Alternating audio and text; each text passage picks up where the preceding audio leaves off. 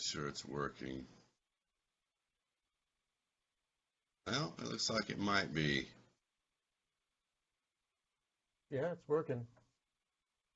All We're right, are on. we online? Yep. We are.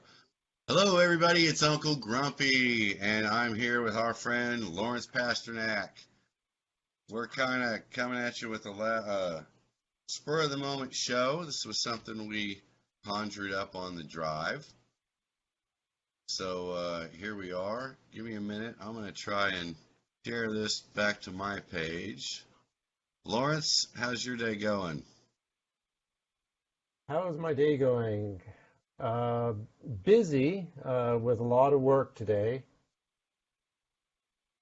I also finished off an op-ed that hopefully will come out in the next few days. Won't give away its contents, but that Now, was one of this the things I is want to have another one. done soon. This is another one of your scathing op-eds to the Tulsa world. Would that be it? I wouldn't say it's scathing. I think the goal basically is it's meant to be informative and it's meant to help people. Okay, well, I have a feeling it will, as they always do, and be a little scathing in the process. Mhm. All right. So, hey, let me touch base on something just that popped in my head all of a sudden. Mhm. Everybody saw a video, or some of you saw a video I did yesterday. I ended up driving over to West Siloam Springs over there along the Arkansas border. I talked to a couple dispensary owners there on the border about business there and being on the border. And while I was there, I noticed that at both dispensaries, they were still asking for my driver's license. Now, I was able to easily explain to them why they were not going to get a copy of it, and they were quite happy with not doing that. But they did look shocked that somebody would not let them run a copy. So I'm asking everybody out there, just to throw this out there, why are you still letting them copy your driver's license? They can look at it to verify who you are. I don't have a problem. And I saw someone post that earlier that they had someone had refused them service because they wouldn't show them the driver's license. You can show it to them. You just don't need to let them scan it or run a copy of it. And in fact, the lady she said, "Oh, all we want to do is get your address off of it." And I said, "That's exactly what you're not supposed to be able to get." So they just didn't seem to pick up on it there. Mhm. All right, let's see. So Lawrence, we got a few things going on. You and I have talked about, and we thought we'd come on here and poke those around a little bit. One being the way we're presenting this, the way we're presenting the medical program in Oklahoma, as to whether or not or how medical it is. We've had this conversation in private.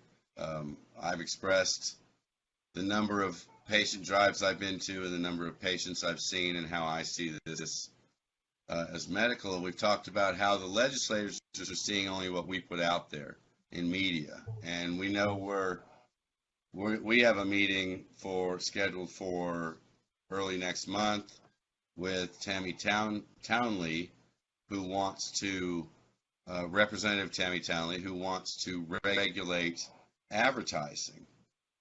So where I'm getting at here is I've got a feeling we're shooting ourselves in the foot on a pretty regular basis, and then we're complaining that our foot hurts.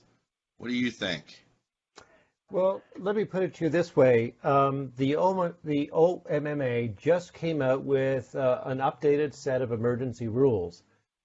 It bothers me that there are emergency rules. It seems like they could have gone through regular rulemaking process and there could have been a public comment period. But instead, they issued them as emergency rules, so there didn't need to be a public comment, so that they could be done in private and signed by the governor and made effective immediately. So why did they do it that way? Why as well do we have Tammy Townley having this interim study? And more broadly, when we look at some of the more worrisome statutes, ranging from issues regarding safety-sensitive employment to what seem to be some of the scarier aspects of 1030, my thought is that all along, many entities in the state regarded 7088 as not medical, right? If you remember, that was their tagline. 788 is not Right. medical, right? And so they look at how the program is developing, and are they now being persuaded otherwise? That's not to say that they're right. That's not to say that there isn't significant medical use of cannabis, but nevertheless, the image that we get from an event that presents itself basically as just people getting together to get high and have fun, right? That doesn't convey anything medical. So the louder voices, the more public expressions of the community are simply confirming to the government, to the opponents to 788, that they were right all along. I don't know what to do about that, but I do think that we need to bear it in mind that the opponents of 788, are seeing exactly what they thought all along. For the Cannabis Cup, it's this thing this weekend, right? The High Times Cannabis Cup. Yes. All Right. right. And So that, not to pick them out or pick on them, but I will say I must acknowledge that they have, I think, crossed the line in advertising, unfortunately. And I am concerned we will pay the price in bad press at the Capitol.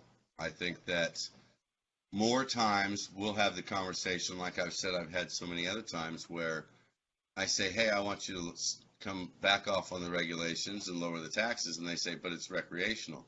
We're not backing off anything. We want more taxes.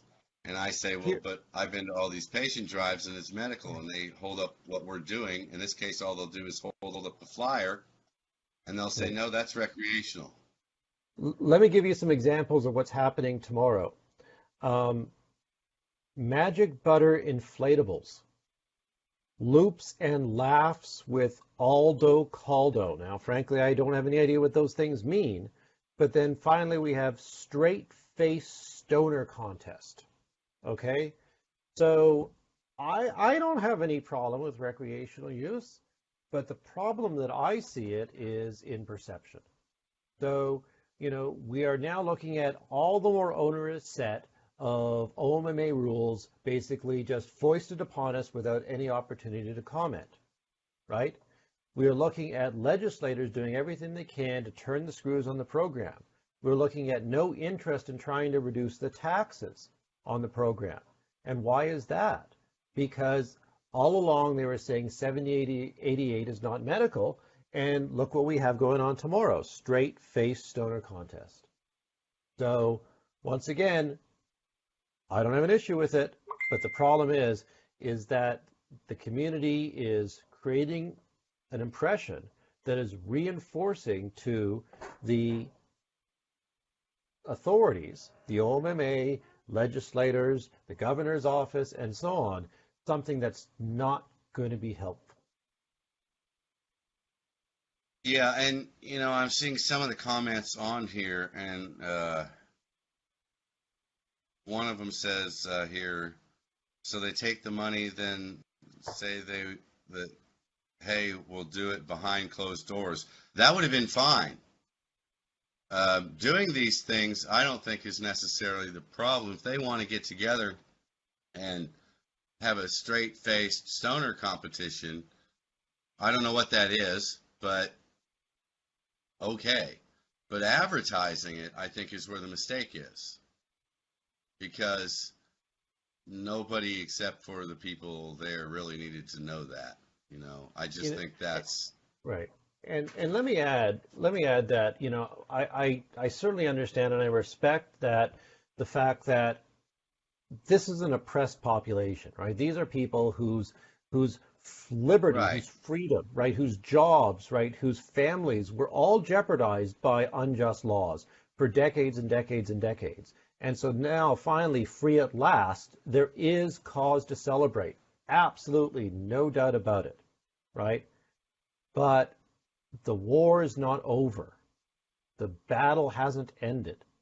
And celebration is appropriate and understandable and justified, but there, I think, is a cost that comes with it because the war is not over.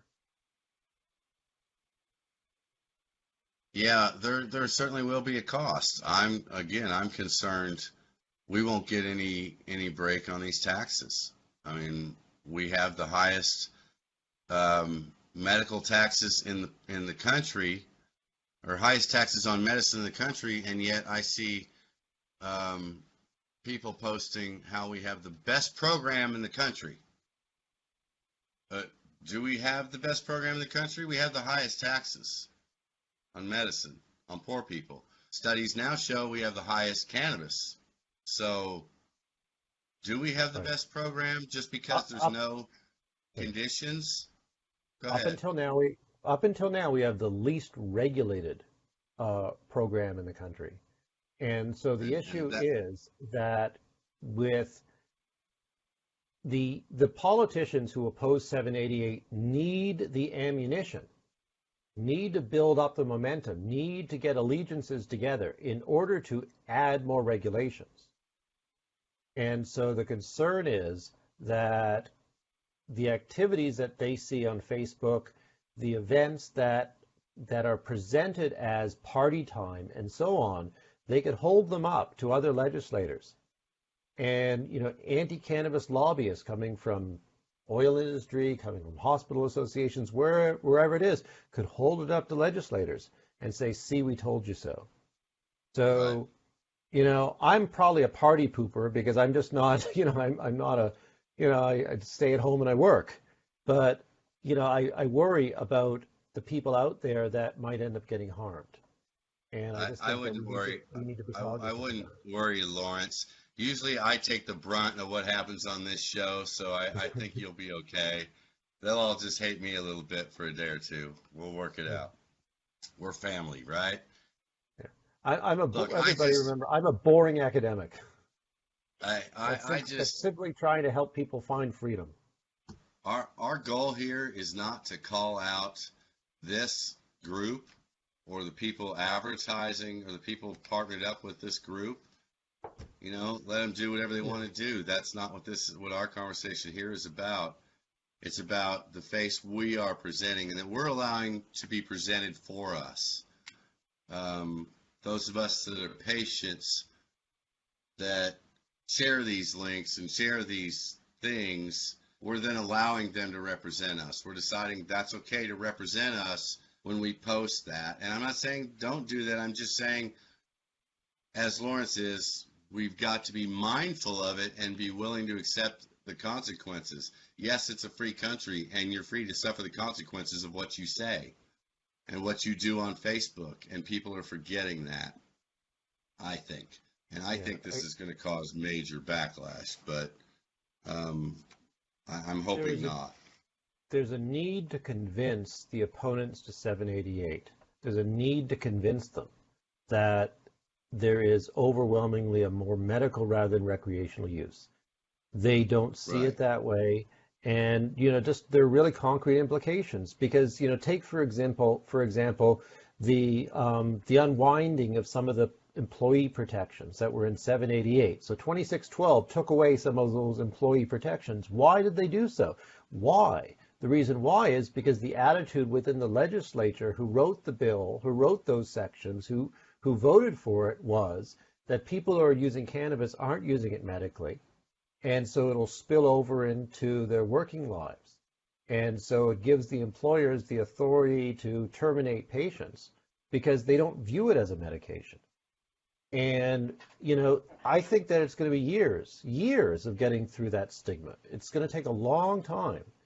And, whether or not there's a cannabis cup here in Oklahoma this year is not going to be the deciding factor. But one way or another, this march forward, people who really want our culture to change, they need to be mindful of this.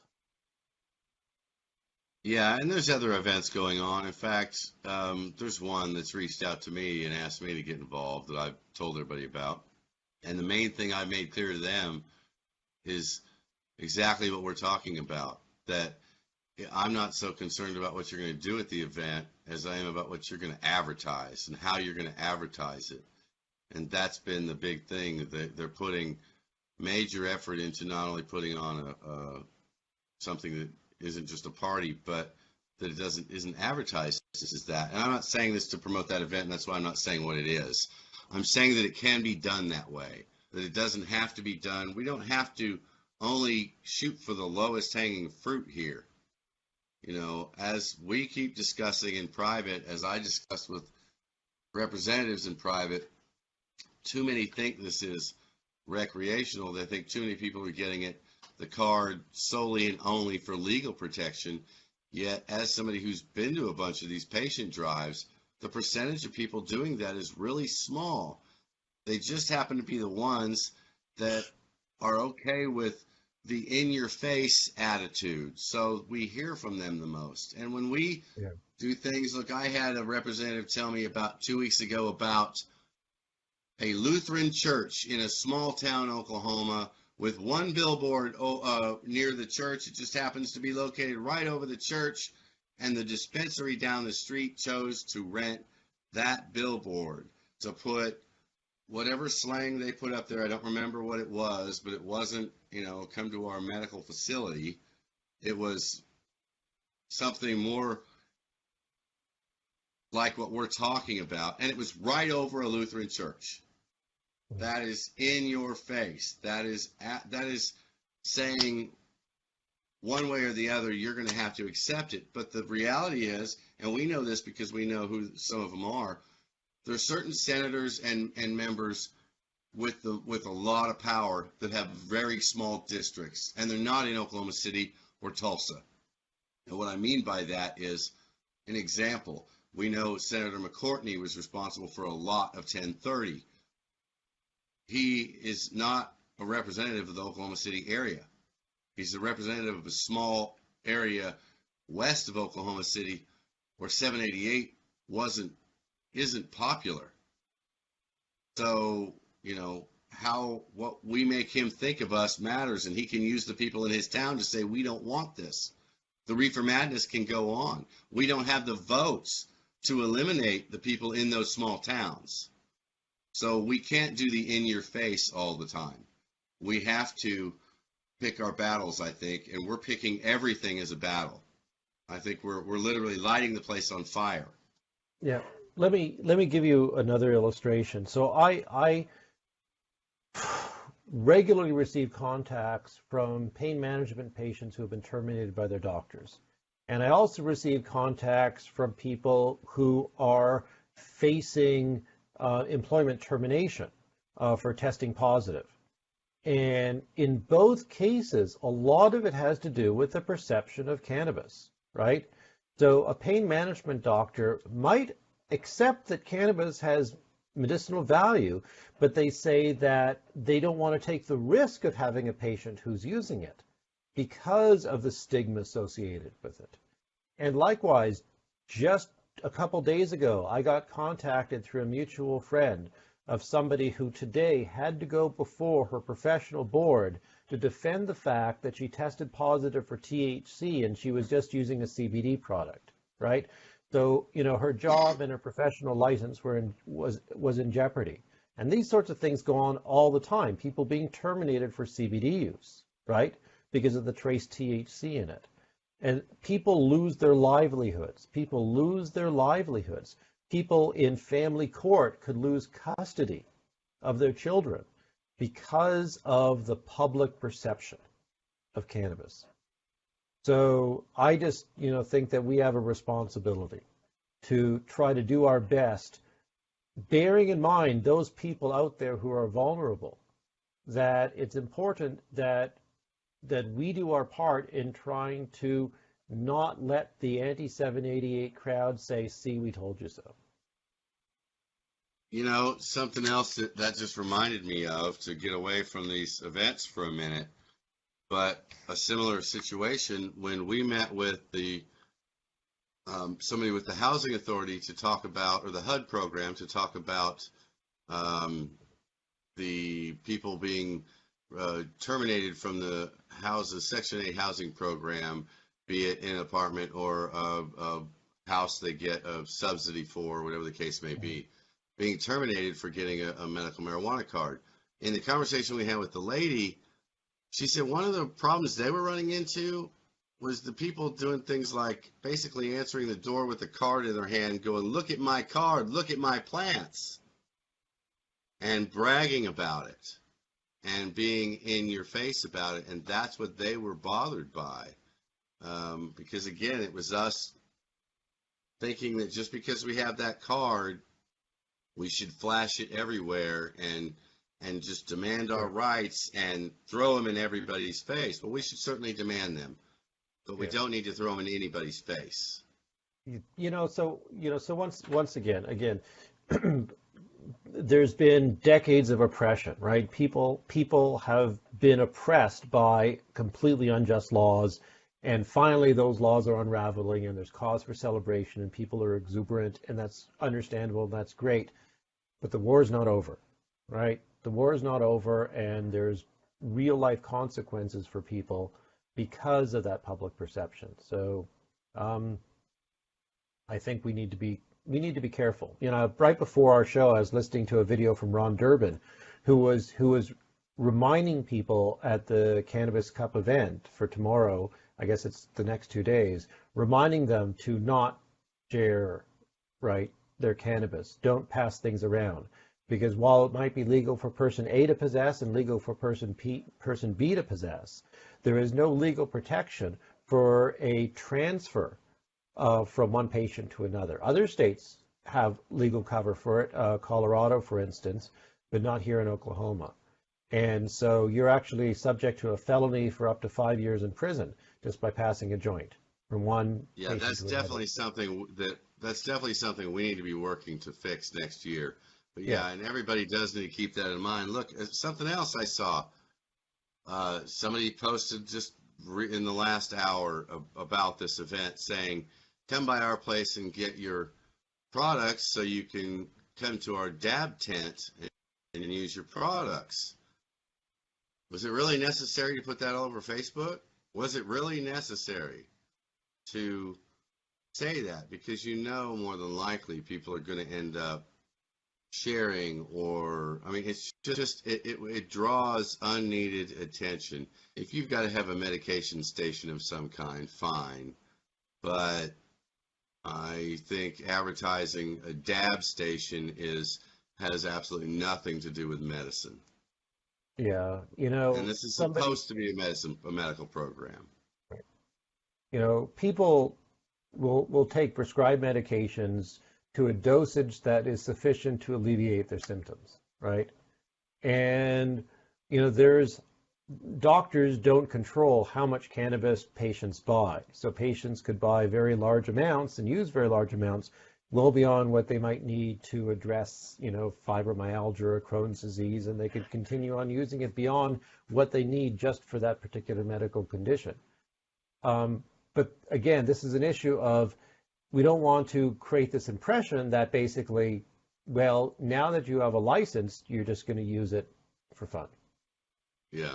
Again, it's just one of the many things that we just need to be aware of, the fact that there are opponents of 78 who are watching and listening.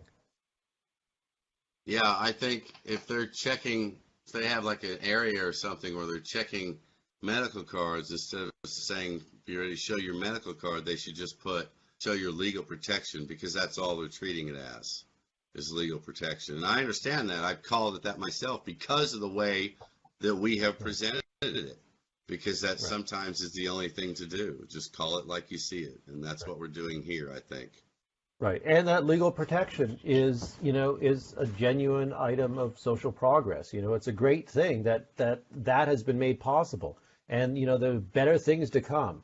But to get to those better things to come, we just need to be cognizant of the fact, again, as I say it, the war is not over. Think about this like World War II. The anti-cannabis crowd are the Nazis in their bunker in Berlin.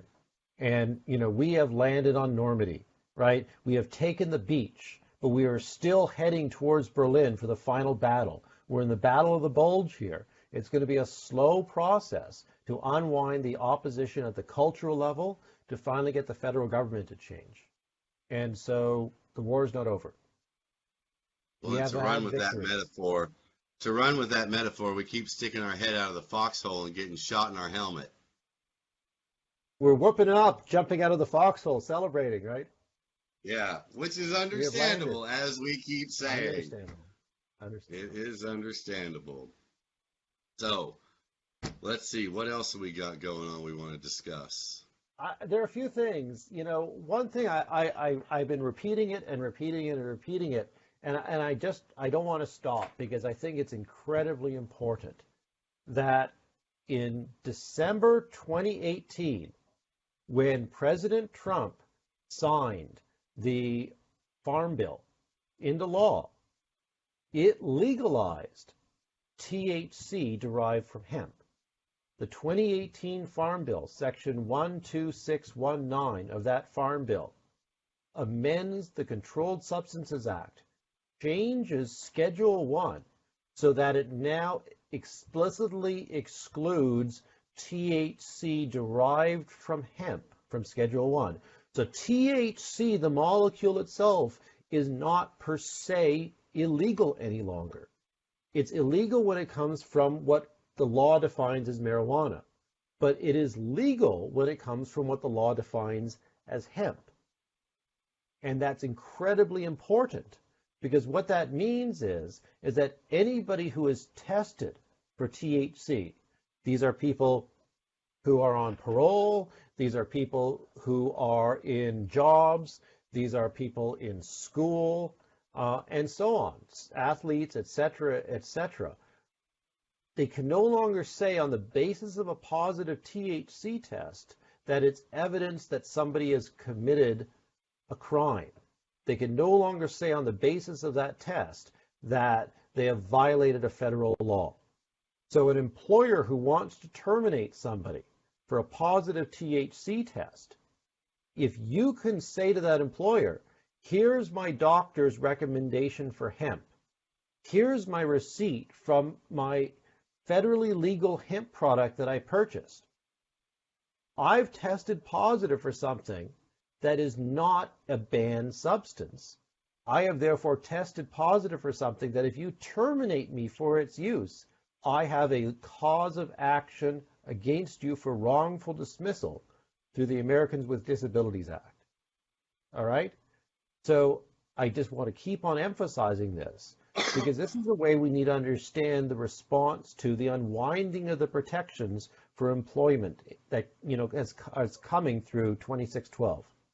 That every single person who tests positive for THC, that on its own doesn't give your employer justification for saying you have broken the law. If they terminate you... Just to emphasize that, you know somebody that has used this defense already successfully, correct? I know a number of people who have used this defense with regards to approaching their employer, with regards to a formal hearing for their termination at the level of an employment board or a licensure board. I don't believe it's gone through any court yet, but I also know individuals who have gotten an attorney after being terminated. They've gotten an attorney, and they've responded to their termination with an ADA lawsuit, and those suits are still pending. So the fact is that it's worthy of a conversation with your employer. A lot of employers are going to be changing their employment rules in this week, basically, when 2612 and other laws come into effect on the 29th. And it would be useful for employers, employees, employment attorneys, all of them to be aware of the fact that a positive test for THC can't distinguish between federally legal hemp and illegal marijuana. And there's multiple publications showing that hemp alone can result in a positive urinalysis. In fact, there's in the July-August 1997 volume of the Journal of Analytic Toxicology, there's two different articles on that issue. And in other publications as well, that you have the scientific research to show that just the trace THC is enough to cause a positive test. And therefore, employers, employees, employment attorneys need to be informed of this, and this could save a lot of jobs. Everybody, Lawrence, you're making me want to go get a safety sensitive job. Just so what I I'm can saying test applies, the law. and what I'm saying applies to safety sensitive jobs as well, because even though 2612 says that a card holder, if they test positive for THC, may still be terminated if they have a safety sensitive job, then the problem is that positive test one that's coming from illegal or legal THC.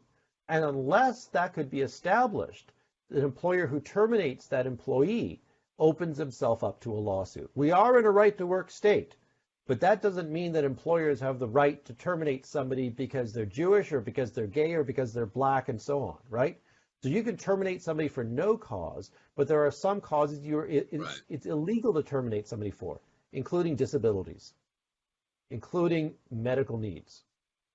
There has to be an accommodation attempt at least beforehand. I hate that we have to think this way, that we have to think, well, if we just fight it out in court, here's a strategy that might go in court. I hate that we have to do that when it's caused by overregulation created by our own action, or at least in part, or at least it's justified by our own action. Maybe not created by our own action, but it's reinforced. Because I don't want to put that blame on anybody but the people doing it. Right, a long-standing ideological perspective, right? The anti-cannabis perspective that's been around for 80 years or so, right? We have diminished that. 3/4 of the population at least now recognize the medical value of cannabis. Maybe, I think I saw one that's up to 82%, right? So there is real progress there. But still, there are certain industries, right? Those industries that funded the No campaign, for instance, those who often have employees in safety-sensitive positions, they harbor an anti-cannabis bias. And it's still a lot of work ahead. This is the battle of the bulge, to try to dissipate that attitude, to get them to say to the employee, okay, well, so long as you're not impaired at work, we understand. We need that. Yeah, we need to get to that point culturally. And guess what? Let me just finish this. What? So what? Canada, right? My homeland. You love to brag about Canada. Go ahead. Yes, Let's hear Canada news. Canada legalized medical marijuana about 20 years ago, right? And about a year ago, they legalized recreational marijuana. So while here in Oklahoma, we're terminating people for using CBD, and we're writing laws that say if you're in a safety-sensitive job, you could be fired for getting a medical marijuana card and testing positive. In Canada, police officers, the military, are allowed to use recreational marijuana. It's in the law. So, Lawrence, tell everybody your first pitch when you run for office. Make Oklahoma like Canada, except with guns. Yeah. All right. If I were to run for office, that would be my tagline. Make Oklahoma like Canada, but with guns. That is too funny. So there you go, folks. Lawrence is a gun fan, by the way, for those of you that did not know that. He's a First Amendment man, so there you go. I see a lot of laughing faces. What's that? You said First Amendment, but yeah. Oh, I'm sorry, second. Yeah, there you go. My apologies. I was reading this.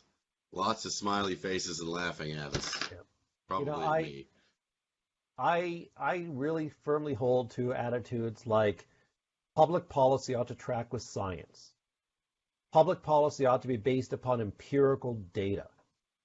And so when I say make Oklahoma like Canada, that's the kind of thing that I mean, right? where you have a commission, you investigate. Canada, before they legalized marijuana, what did they do? They had a commission in their Senate to study the history of prohibition and the science of cannabis, and they came to the conclusion 20 years ago that cannabis prohibition has its roots in racism and is not justified. And they moved to legalize it. So we've just gathered enough signatures to shove it down their face and then demand that they put up with us without teaching everybody that it is good for the body, that it has medical uses. We've just passed it and said, now we're going to do it, and here we go. And we haven't convinced everybody yet. And we don't have the votes to override everything that's happening. Because, again, we don't have the votes in the small communities where the people that sit in some of the most powerful positions in the Capitol, we don't have a lot of votes in their districts. Look, this is why I said earlier, everybody needs to go get to know their representatives. We need that army we've been talking about. We need at least a couple people in every district that go build a relationship with their representatives. That's why I'm moving to District 90, so I can become John Eccles' big pain in the butt, where I can make him do everything we want done as a constituent, where I can actually get him to listen even when he doesn't want to, because that's what they do for constituents. The order in the office is constituents first, other members second, meaning other elected officials, then other citizens, meaning would be like us when we go up there as activists, followed by lobbyists. So, if you go in as a constituent, you're first in line. Yeah. And so that's why I'm moving to the floor leader's spot. And I've met with both my representative and my senator. And I had a really, Lewis Moore, who's notoriously very anti-cannabis. We had a wonderful conversation for about 2.5 hours a few weeks ago. By contrast, Senator Pugh, my senator, after trying to get in touch with him, I did talk to him in person once, but then after trying to get in touch with him multiple times and leaving his number with his LA on a few times, finally he calls me. Phone rings. I hear a voice say, "Is this Mr. Pasternack?" And I say yes, and then it hangs up. And then I call back, and it rings and rings. I call back a few times. It was his number. He never called me back. So, I'm saddened by that. I think that senators sometimes might feel that they're just, a superior breed. But the thing is, he called me Mr. I'm a doctor. And, when it comes to, having a serious scientific and sociological understanding of the issues that I'm concerned with, I have a level of expertise that strikes me as significantly in excess of this elected official. So he may be the elected senator, but, presumably I am the one that has that expertise, and it didn't matter. Well, we still have to keep working at them, and that's what everybody needs to do. Everybody needs to do what Lawrence did and go talk to your House member and your senator, even if it doesn't lead anywhere. Let them know you're here. That's a start. And then start reminding them on a regular basis that you're not going anywhere. And I think eventually... Go ahead. We're the ones who are electing them.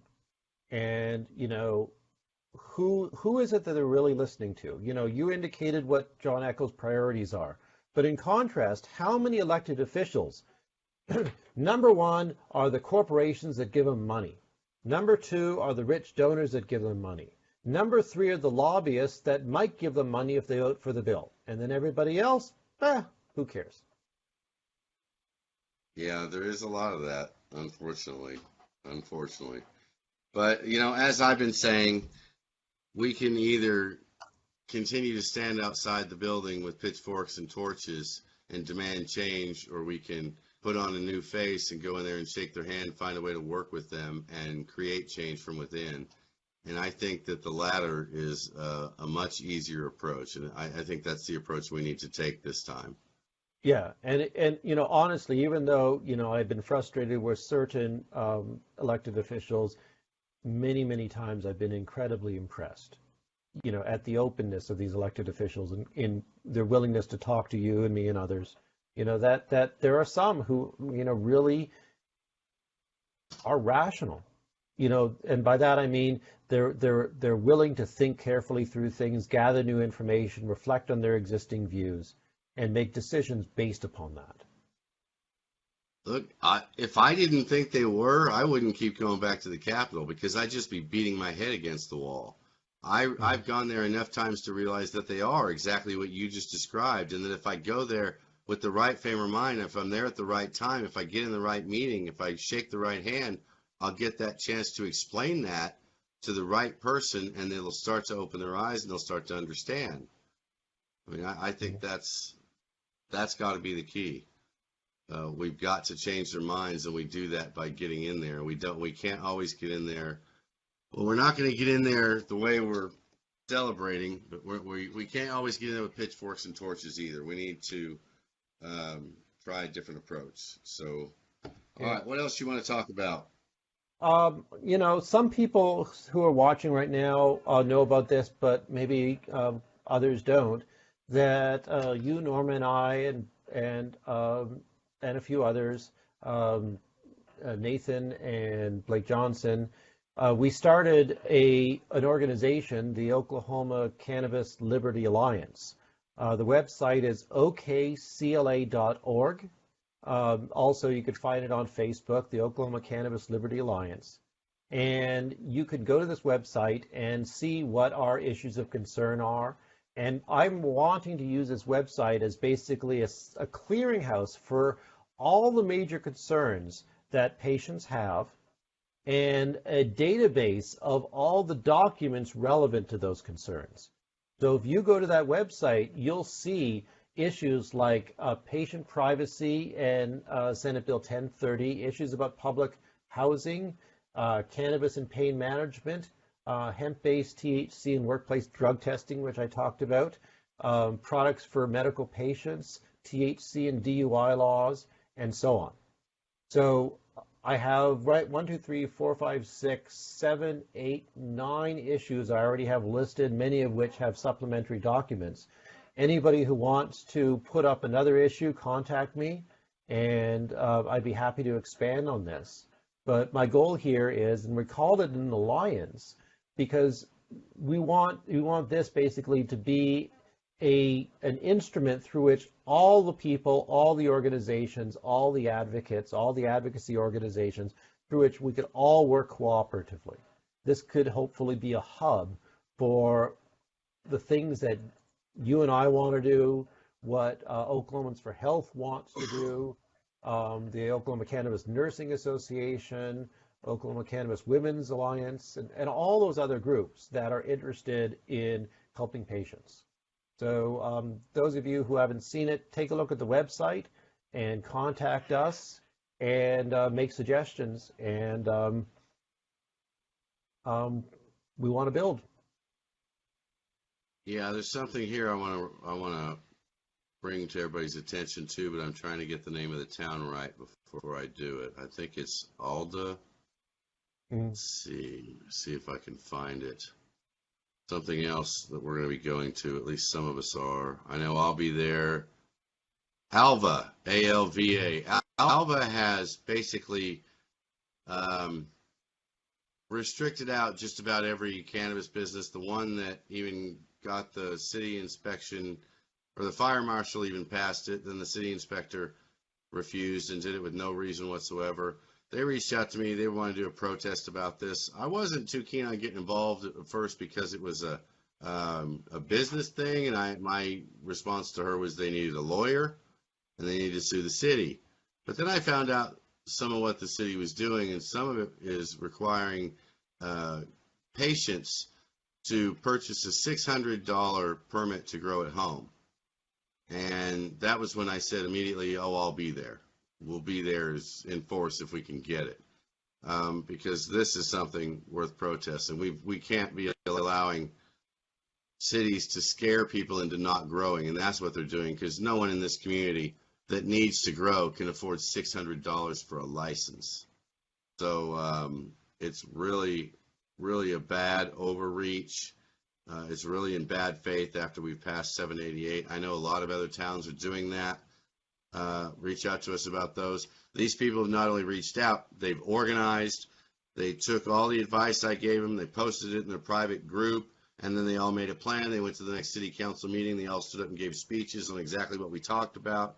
They did a great job. They've been communicating with their city council. They've been trying to do it with a handshake and a smile while telling them if this doesn't work, we're bringing the pitchforks and the torches. So, that's how we want to do it. We want to start by working with them. When that doesn't work, we want them to know that crowd out there with the pitchforks and torches is with us.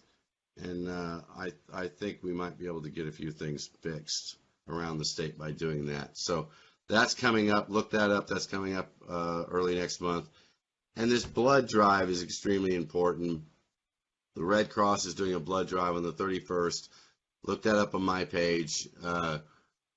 Me and Norma will both be at that. That's going to be amazing. I know I was denied being able to donate blood years ago.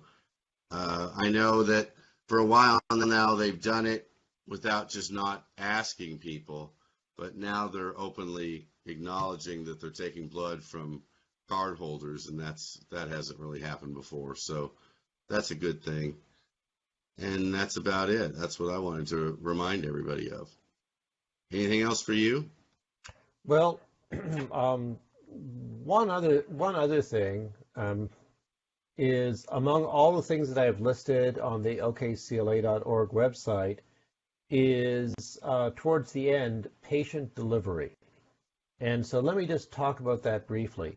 There is no law prohibiting a dispensary to deliver to a patient, but there's a regulation prohibiting it. So the Department of Health decided, it was in the emergency rules and also the new ones, that dispensaries cannot deliver to patients. And so what befuddles me is why. Is it the case that the Department of Health and the OMMA basically have this image that somebody's just sitting around stoned? It's okay for them to order a pizza, but it's not okay for them just to not even leave their house, and all they're going to do is stay at home and get stoned and stoned and stoned, and they just deliver the pot to them. Is that what they're thinking, and why they don't want delivery? What I am thinking is somebody who has a flare-up of multiple sclerosis, somebody who has a flare-up of Crohn's disease, somebody who is in severe chronic pain and has a flare-up, and they're in pain and they're struggling, and now they're told they have to get behind the wheel and drive to a dispensary, especially if they're in a rural area where it could be some distance away. I can get CVS to deliver most of my medications. And it bothers me to no end that those who are in the greatest need are the ones that don't have access. That, how are they going to get their medication if they're in too much pain? And we're basically forcing them on the road. And if there's a worry basically about, increasing risks for car accidents, well, have somebody in pain go on the road, you're going to be increasing the risks of those car accidents.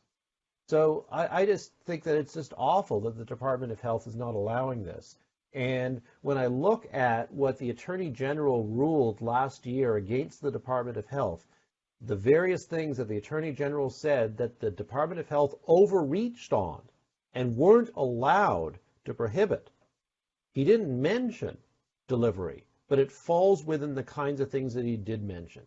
And so I think that a socially conscious dispensary might want to challenge this rule. But wasn't there a rule that went through one of those bills that had a part in there that gave the OMMA the ability to do things like this? It gave them overreaching regulatory ability. The OMMA doesn't have the authority to set the hours for a dispensary. The OMMA doesn't have the authority to set the days for a dispensary.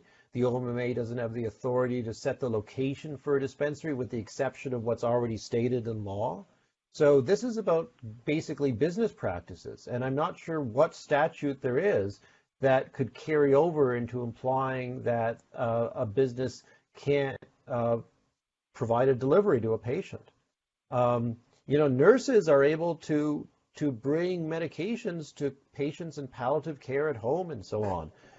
They could bring opioids to patients, right? You could have caregivers who could do these things, but then, why can't it be the case that you have a service of one sort or another that gets to patients? It really bothers me that there are people, if you want to find a particular strain or a particular product, there's a certain strains that helps.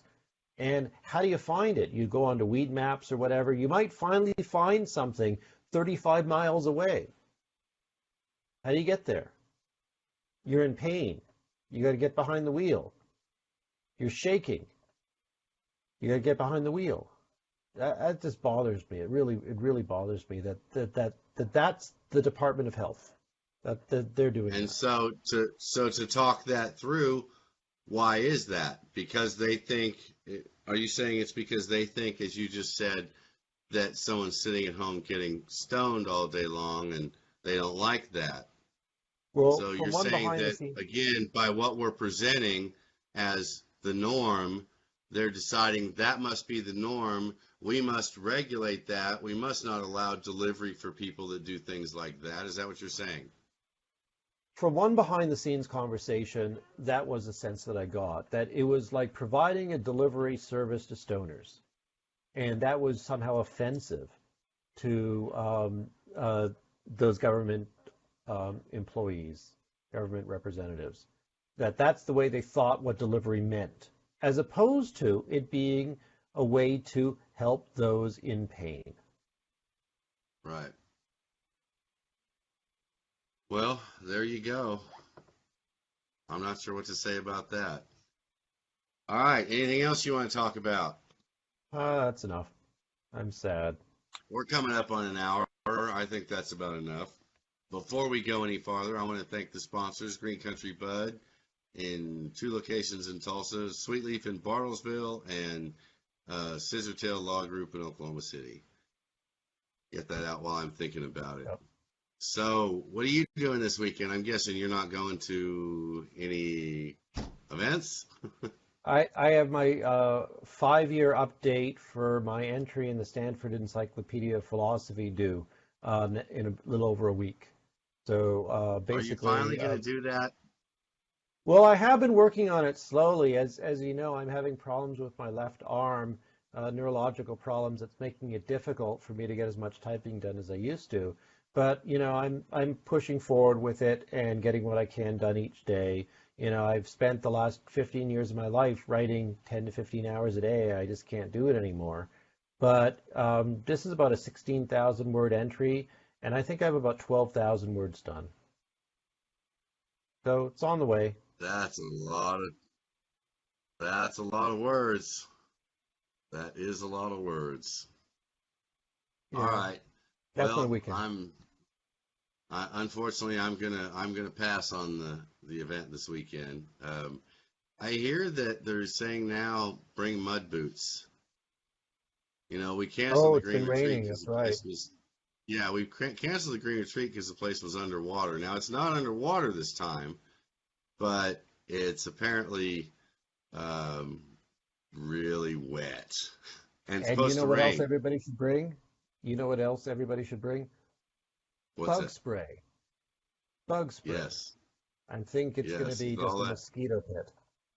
With all that water, it's going to be the mosquitoes are going to eat well tomorrow.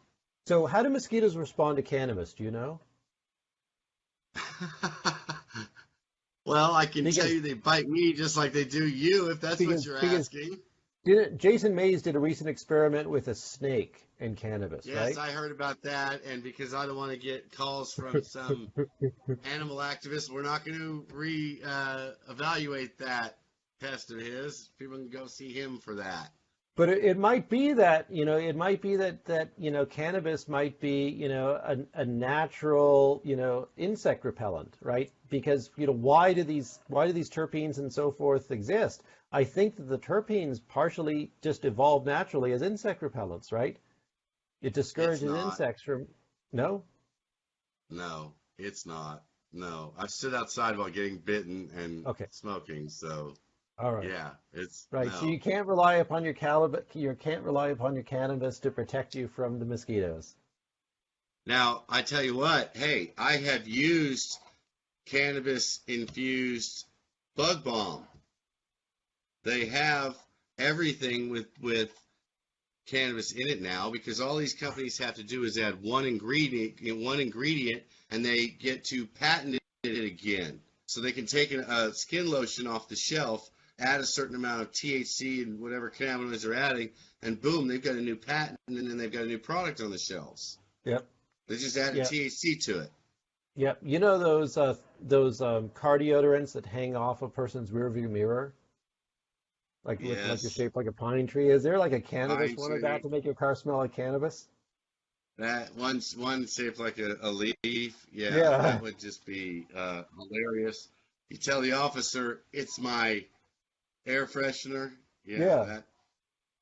that wouldn't go over too well. And would you want it to smell like the fresh stuff? Would you want it to smell like it's fresh or like it's burning? Different ones, you can get different strains, even different smells. You could have, like a sour diesel smell and so on. You could have all these different ones, like You could has have a anybody Maui done it? Wowie smell. Yeah, Everybody well, loves right. the smell of Maui Wowie. That seems to be a Pulls you favorite. over, he says, I have, there's a smell of marijuana. You'd say, oh, it's my car deodorizer right here, officer. Would you And like then you one? hand him one still in the bag for his. Then you hand him one still in the bag for his car, and you say, Yeah. here's one for you." Like, one of the interesting consequences of the farm bill around the nation is because hemp has been legalized, right? Um, that officers can't tell the difference between the smell of hemp and marijuana. So they're basically being told by their district attorneys in many states, you can't even, you no longer have cause for search and you can't arrest. North Carolina banned smokable hemp for that reason because they still wanted to make sure that they could arrest people in North Carolina. They banned smokable hemp, even though it's federally legal, so that they didn't lose the opportunity to search. But Texas, for instance, and that's a big deal, right? The federal legalization of hemp has basically undermined one of the main causes, one of the main reasons that an officer would use to search your vehicle. You That's real know, progress. when I was in Siloam Springs yesterday, West Siloam Springs, that's the Oklahoma side, I noticed two Kratom stores, Kratom now. Now, granted, there was also two dispensaries right on the Mm. border, but there was two Kratom stores within a couple hundred yards of the border, and I went in and talked to them, and then I did a little research afterwards Yeah, and it's illegal found in out Arkansas. Kratom is illegal in Arkansas, and the Highway Patrol in Arkansas will sit across the border because it's in Siloam Springs. It's like 3 miles of it. The west 3 miles of it is Oklahoma.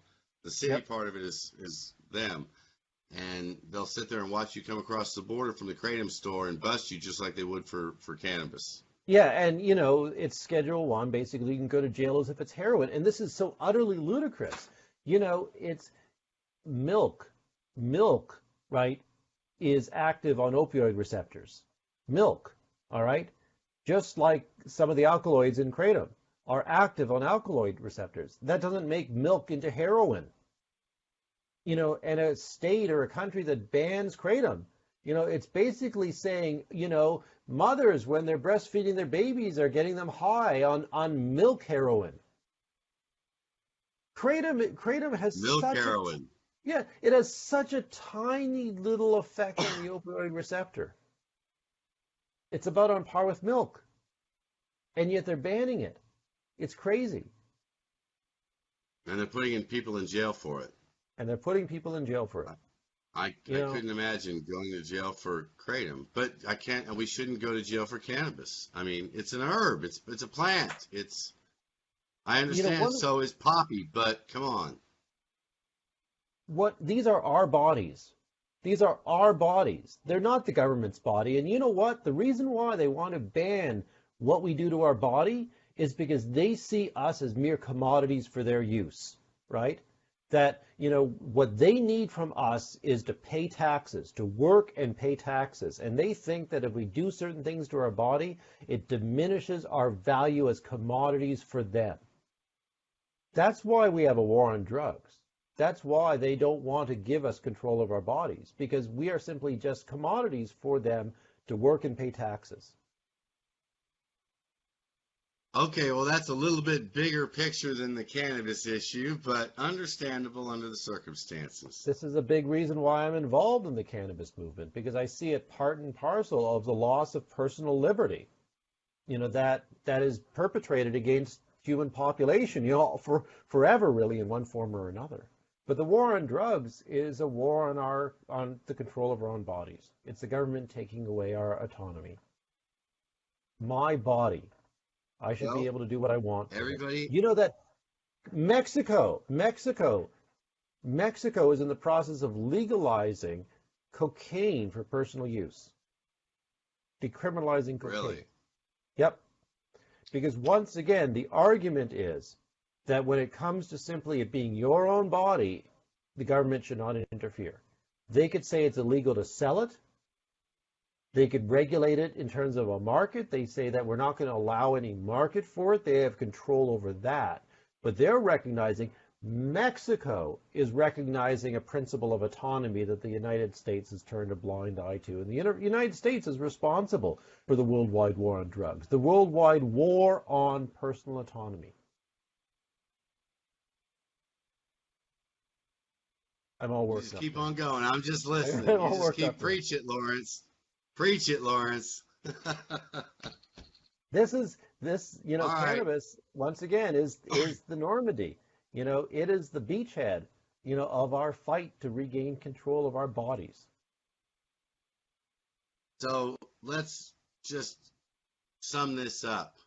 What we do in public, what we do online, how we present ourselves as patients matters to some degree, but we realize that's not going to change, and we're not going to ask everybody to clean up the industry. That's just not going to happen.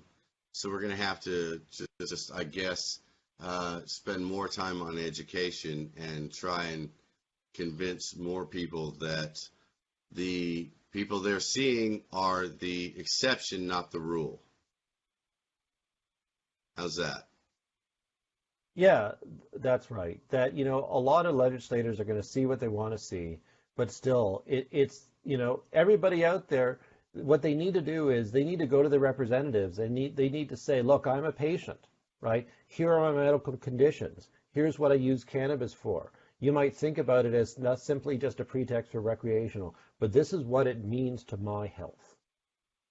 We all should meet with our representatives and our senators and sit down and tell them our personal stories, our family That's stories. what it's going to take. And Yeah. and again, we need to start with at least two people from every district. So those of you that have answered that call to action that I put out, asking you guys to be ready to sign up for our army when we get the rest of our paperwork finished, start now. Don't wait for us to send you give you a place where you can send an email or a list to put your name on. Start now by going and seeing your state representative and your state senator. Hell, go see your local elected officials too, and start building those relationships. So when you do sign on that list with us, you've already got a relationship built, and you can help us change the world, because that's how we're going to do it. And again, I think it's important to have the pitchforks and the torches, and I want to have that in our back pocket at all times, but it's time to try a different approach to try and change things from the inside. I think we can be more successful if we politely walk in and tell them, hey, that crowd out there with the pitchforks and torches, they're with us. If we can't work this out, I'm going to have to call them. And I think that's how we get this done. So I think that's about it for now. We've gone just right at an hour, so I think we're going to wrap it up. Again, thanks to Sweetleaf in Bartlesville and Green Country Bud in Tulsa for sponsoring, as well as Scissortail Law in Oklahoma City. Without sponsors, I couldn't do this.